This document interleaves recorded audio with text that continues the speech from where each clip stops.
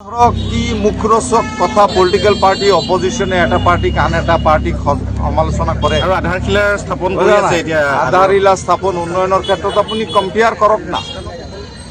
in comparison to আদাৰ কনষ্টিটুৱেঞ্চিজ লগতে লাগি থকা আপুনি বৰদোৱা সমষ্টি ৰূপৈহাট সমষ্টিৰ লগত আপুনি ঢিং সমষ্টিৰ ডেভেলপমেণ্ট কম্পেয়াৰ কৰক ৰূপৈহাট সমষ্টিতকৈ মিনিমাম 5 গুণ ডেভেলপমেণ্ট ঢিঙত হৈছে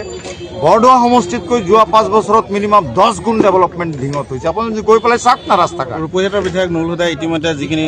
নুৰুল হুদাতকৈ কমেও 5 গুণ কাম ঢিং সমষ্টিত আলহাজ আমিনুল ইছলামে কৰিছে তেওঁ আধাৰশিলা স্থাপন কৰি পেলাই তেওঁ আধাৰশিলা কৰিব পাৰে চাওক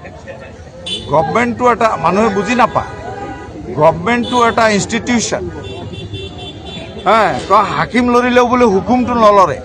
আজিৰ দিনত আজি যিখিনি আধাৰশিলা নুৰুল হুদা চাহে কৰি আছে এই কামখিনিৰ আপোনাৰ প্ৰচেছ হওঁতে ইয়াৰ প্ৰপ'জেলৰ পৰা আৰম্ভ কৰি ইষ্টিমেট বনাওঁতে এইখিনি বহুত সময় লাগিছে ডিলিমিটেশ্যন হোৱাৰ আগৰ এইবিলাক প্ৰস্তাৱ দিয়া আমিনুল হাজিৰ কাম আজি ৰূপৈহাট সমষ্টিৰ যিখিনি অংশ কাটি চামগুৰিত গৈছে নুৰুল হুদাই প্ৰস্তাৱ দিয়া কামখিনি আপোনাৰ সেই ডিপ্লু ৰঞ্জনে চামগুৰিত কৰিব বুজিছে না আজি বৰদোৱা সমষ্টিত বহুত জেগাত আমিনুল হাজিয়ে প্ৰস্তাৱ নিদিলে বৰদোৱা সমষ্টিৰ ভোটাৰেতো আমিনুল হাজিক এম এন এল বনোৱা নাই